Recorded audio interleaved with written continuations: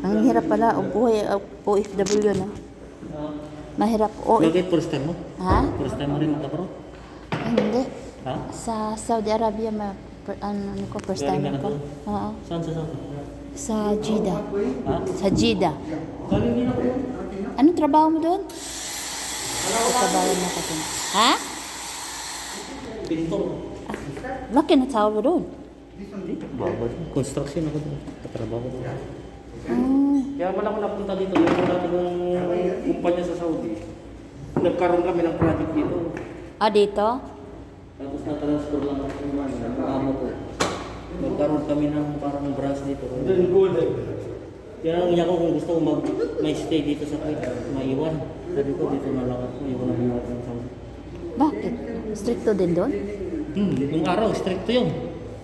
Nung araw, stricto ang Saudi. Ngayon din na, kaya pa-open country na yung Saudi Arabia. Pero dati, 1990, nandun ako. Ako, 2019 ako ano. Saudi? Ako, 1990. Kaya nga pala, stricto Ito pa. nung araw. Ilan years ka na pabalik-balik abroad ka ba yan? Ilang years ka na? 20 years? Laki na yung ano mo doon sa Pilipinas. Kaya nga pala no. Tapos ano, ganyan talaga ang buhay. Kapag walang utang, hindi mag-a-abroad. Ito, pangalawa ko dito. Saudi na ako dito. Oo. Hindi ka makapasok dito sa Kuwait kapag hindi ex-abroad kayo. Oo. How many singles? Kaya dapat itingnan na rin mag-ano. Queen 1 and King 3. Total mention 7. But 3 now, not only 2.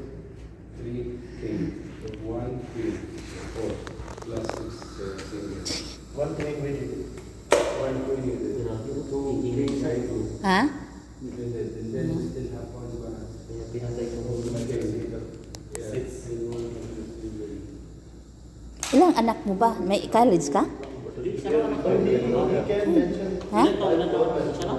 Oo, isa lang. Ikaw? Ha? Ikaw? Anak ko isa. Isa lang din? Oo. Ilang taon siya? Yes. 23 na siya. Babae? Lalaki. Every floor have to. You hide too much. Go too much working. Oh. Right now. This guy.